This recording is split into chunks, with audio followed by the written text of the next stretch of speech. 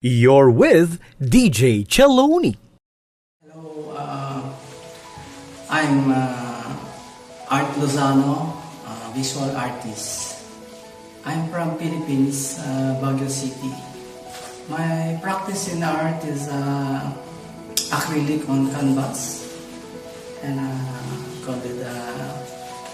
It's a texture. I called it impasto. My inspiration is the street and the mountain, especially my surrounding, because I'm living in the highland, in the mountain.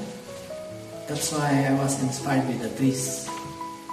So the subject is about more on cars, especially the vintage cars, the abandoned cars, and I want to give them a beauty.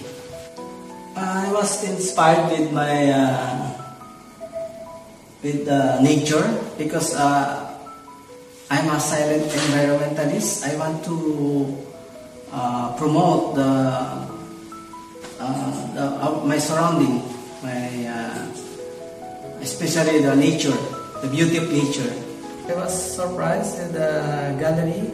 It's built 1600 windmill, and I meet people, some artists from different country, and I was surprised also with the ambassador from here in Holland. About my artist community,